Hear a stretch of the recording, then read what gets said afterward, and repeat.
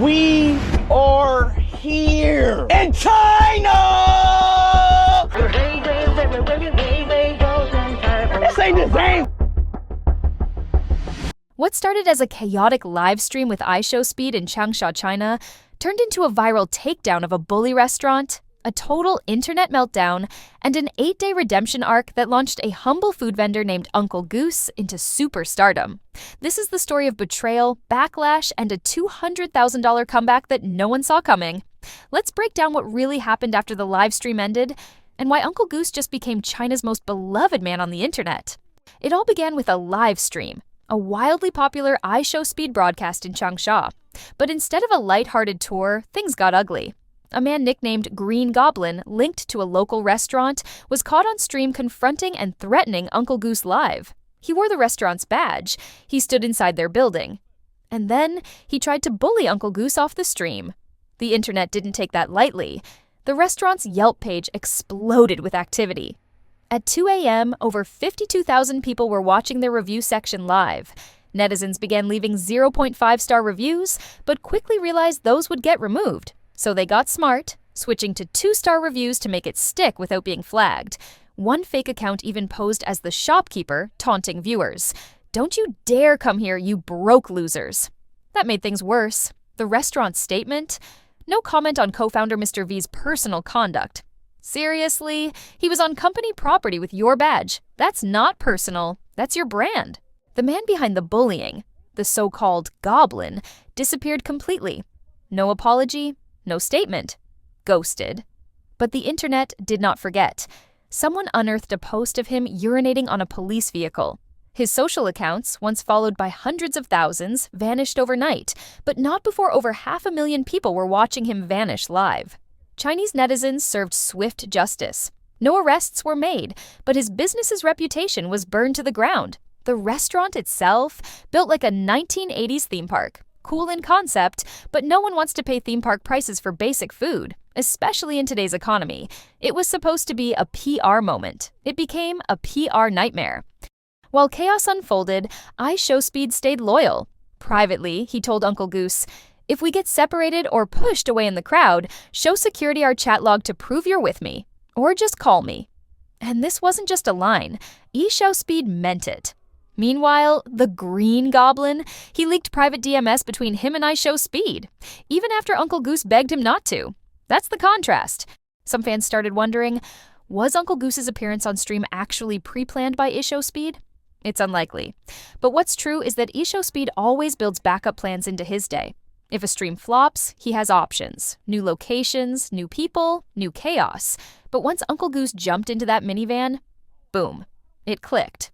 No script, no schedule, just pure vibe. And suddenly, Uncle Goose turned every minivan ride into a comedy show on wheels. The restaurant in question had previously worked with Mango TV, China's biggest entertainment network. They had shot variety show scenes there since 2013. And suddenly, Mango TV was being accused of setting this all up. They tried to cash in by promoting iShowSpeed's appearance. They gave him a giant physical VIP pass to their streaming service, which fans joked looked like a keycard for a sci-fi video game. The pass? Worth maybe $13. The backlash? Priceless. Mango TV's handshake event turned into a cringy idol-style meet and greet. More awkward than meaningful? Before he became Uncle Goose, he was a man named Lin Jiang, from a quiet county near Chongqing. He was a construction contractor with a university degree. But after China's housing market crashed in 2021, he lost everything. Over 1 million RMB in debt, roughly 150,000 USD. He failed 7 businesses in a row, worked renovation jobs, ran delivery, opened a small shop selling local farm goods. Nothing worked. By 2023, desperate and broke, he started filming himself chopping geese in his uncle's greasy kitchen, barely earning 80 RMB in months. People mocked him online. "Go back to construction, loser!" And then came iShowSpeed. At one point, iShowSpeed rejected Uncle Goose's food on stream. "Not you again!" Uncle Goose panicked. Should he keep following iShowSpeed? A friend told him, "You've come this far. Just do it." And so he did. He slept 2 hours. Woke at 3 a.m., caught a flight to Hong Kong, camped at Victoria Harbor overnight. And it paid off. Uncle Goose wasn't chasing fame for himself. He was promoting Rancheng County's farm goods. He was feeding iShowSpeed's team with his own money. He elbowed through crowds to give a lamb skewer to the crew, with no camera rolling. He didn't exploit iShowSpeed. He supported him. When Uncle Goose lost his phone in Shenzhen, he lied to iShowSpeed to avoid messing up the schedule. "My friend already has a phone." There was no friend, just a kid in the crowd who returned the phone later. Uncle Goose spent more than $1,500 of his own money just to follow iShowSpeed across China. That covered train tickets, hotel rooms, mobile data plans, and food. All without sponsorship, all from his own pocket. But what came back to him was far greater than he ever imagined. His online fan base exploded to over 600,000 followers. His small farm product business, once barely surviving, was now featured in supermarkets, online marketplaces, and live stream shopping platforms. Stores in multiple provinces began requesting his goods. The local government in his hometown officially named him a Hometown Promotion Ambassador, awarded him a government bonus of nearly $15,000 and reimbursed all of his travel expenses in full. Officials even filmed promotional videos with him, turning him into the face of Ronchang County. Tourism in his region spiked, demand for his products surged, and to top it off, a local bank issued him business credit of 1 million RMB, a signal that institutions now believed in his future.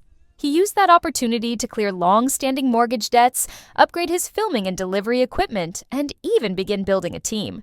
His business was no longer a side hustle. It became a community-backed enterprise, now fully licensed and state-recognized. In just 8 days, Uncle Goose transformed from an overlooked street vendor to a nationally celebrated entrepreneur, fueled by nothing more than kindness, persistence, and a once-in-a-lifetime live stream connection.